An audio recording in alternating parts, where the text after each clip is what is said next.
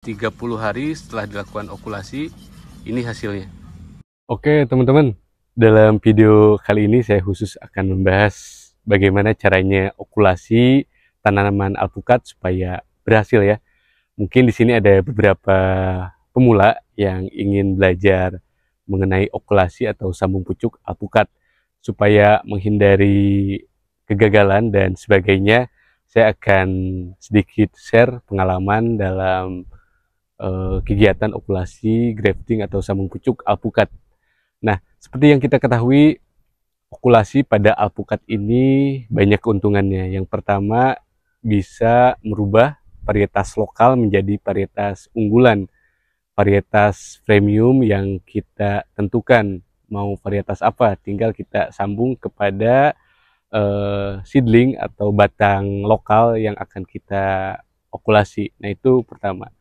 Keuntungan kedua teman-teman, okulasi ini memberikan keuntungan waktu.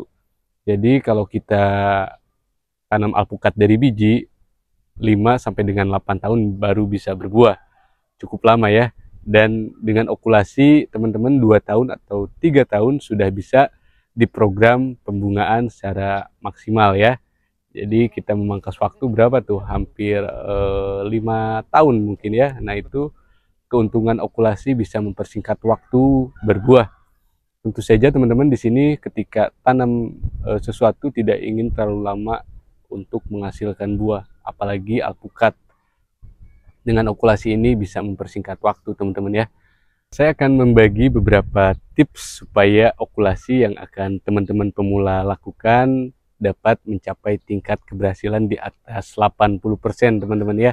Jadi beberapa hal yang harus disiapkan dan diperhatikan teman-teman pada saat okulasi. Pertama, seedling bawah itu harus dalam keadaan sehat.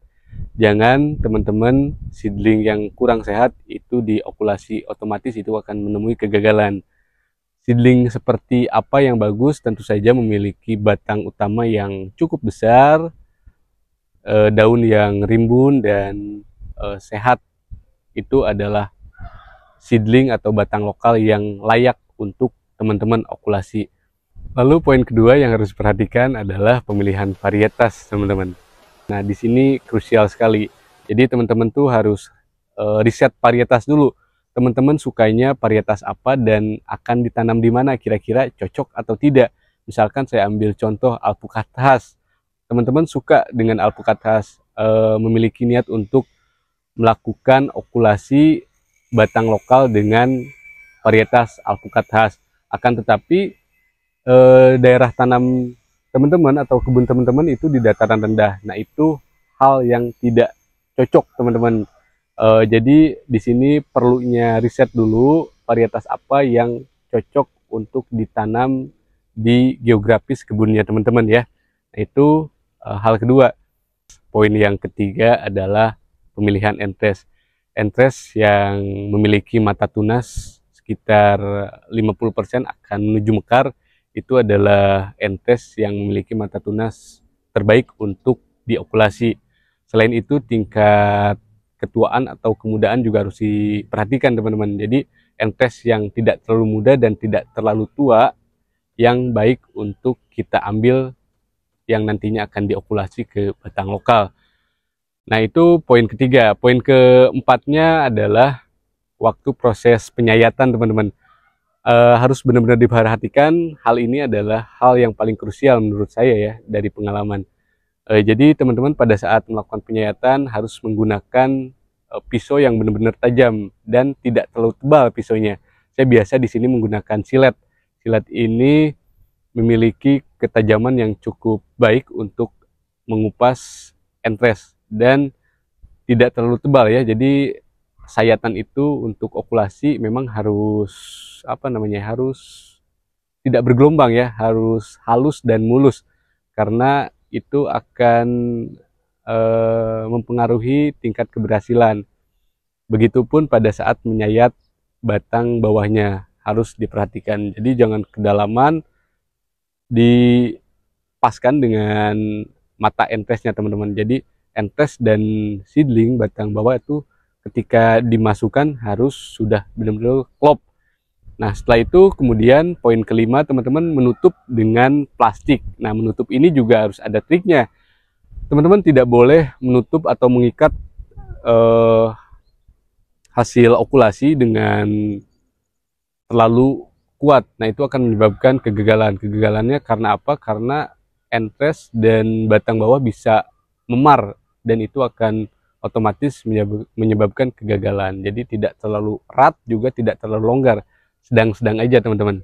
Poin terakhir adalah ketika menyungkup diusahakan berada di tempat teduh ataupun teman-teman okulasinya langsung di lahan nih, ada batang bawah yang sudah tumbuh liar di kebun, teman-teman akan mengeksekusi untuk okulasi. Nah, di situ nanti bisa ditutup plastik dulu untuk sungkupnya supaya menjaga tingkat kelembaban di dalam, kemudian ditutup dengan dedaunan atau kertas nasi supaya menjaga dari trik panas matahari. Nah, itu teman-teman beberapa tips dari saya supaya okulasi alpukat berhasil. Dan di saat proses penyambungan sekitar kurang lebih 30 hari, teman-teman harus treatment ya, jangan sampai alpukat bibit alpukatnya kekeringan atau terlalu basah. Dijaga tingkat kelembabannya. Kalau memang terlalu basah, dibatasi penyiramannya, akan tetapi kalau terlalu kering disiram secukupnya aja teman-teman. Jadi teman-teman sebelum eksekusi ada beberapa peralatan yang harus betul-betul dipersiapkan ya. Yang pertama tentu saja silet. Saya sudah menyiapkan silet. Oke, yang kedua ada plastik tali untuk mengikat.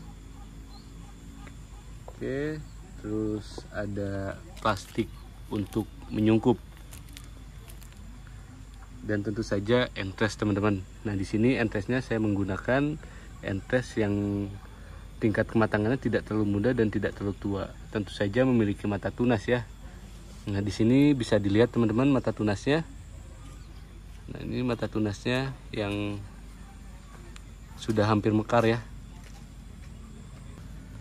Ketinggiannya saya ingin menggunakan ketinggian segini, sekitar 30 cm teman-teman.